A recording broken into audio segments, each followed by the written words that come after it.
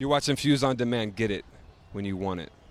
Before NWA, it was hard to get people to question the police conduct. Now, police conduct is just as scrutinized as criminal conduct, which is good because, you know, the difference between a cop and a crook is a badge. It's stuff about the world that pissed me off, and it's stuff in this world that makes me smile. Nobody was gonna make me do something I didn't want to do. I'm real about what I gotta say, who I am, and what I'm doing. I speak for more than myself. I feel like I am the voice of the people. Ice Cube, Yeah. how are you?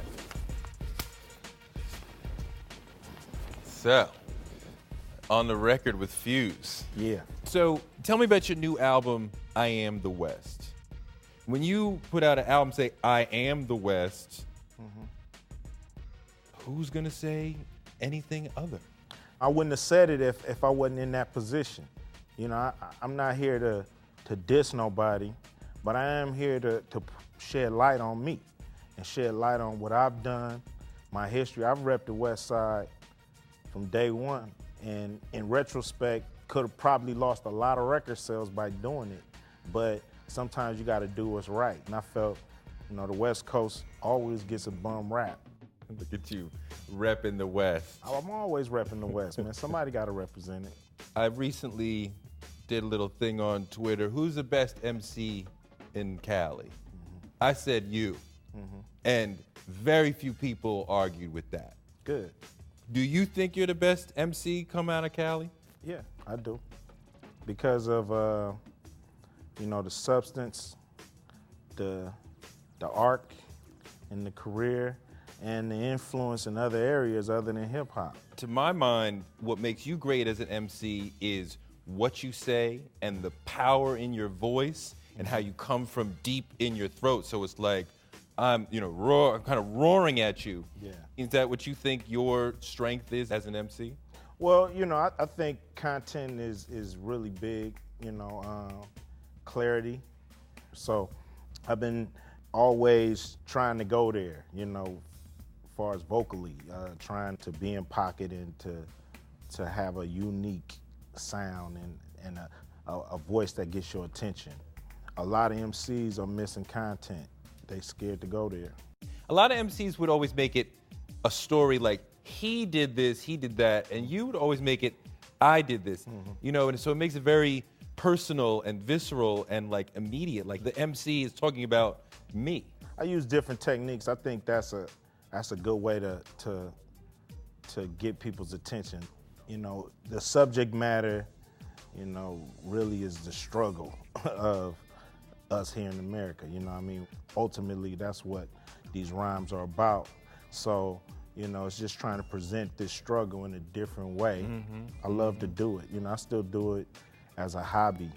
It's still fun like it was when I was 14. Hip hop is a hobby to you now. It's always been. Like some people go play, you know, poker, or some people go, you know, do other things, you know, to have fun. You know what I mean? I write rhymes, make hip hop, go in the studio. So take me back to the beginning of you and hip hop, the first time you heard a rap record.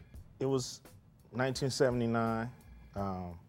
My Uncle Jerry was taking me to the dentist. I'm kind of not paying attention, and then a record come on.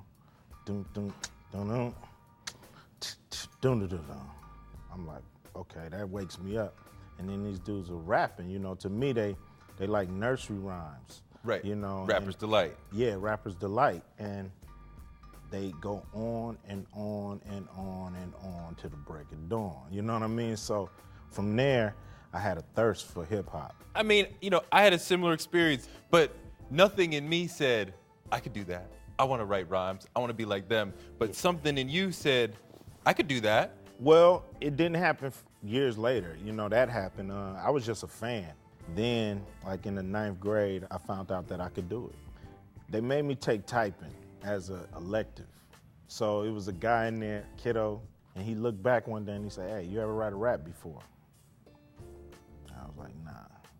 And he was like, yo, you write one, I'll write one. So I start typing out my rap.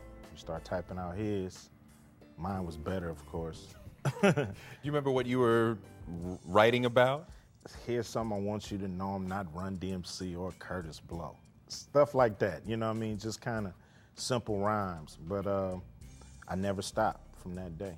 Now, what you do, and even did at the beginning, is totally different than what New Yorkers were doing.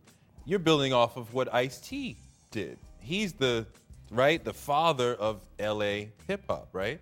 Well, yeah, Ice-T, he really took it nationwide. You know, with that record he did called 6 in the Morning, it really kind of opened up a door for us. We could talk about what's going on in our lives, in our neighborhoods, what we see here and go through. Is it fair to say that the central energy behind LA hip hop is gang culture, gang life, and that whole situation? I think it's just the struggle. You know, I don't know if everybody who pick up a pen has, you know, gang thoughts in their mind. I think it's a part of life that's not being documented. So it's like the MCs feel obligated to document it. Did you ever join a gang? Nah, not officially. I mean, well, but how did you avoid not having to join? Well, nobody was gonna make me do something I didn't want to do. My father was there to guide me, and he was the only man I was listening to in this world. You know what I mean? But you were in a gang called Niggas with Attitude. Oh yeah. Now, where did the name NWA come from? It was between Easy and Dre, because they came and picked me up one day and was like, how you like NWA? And I was like, what that mean? And he said, Niggas with Attitudes. I was like, yeah. I was like, damn, if y'all had just did this, I would still be in NWA.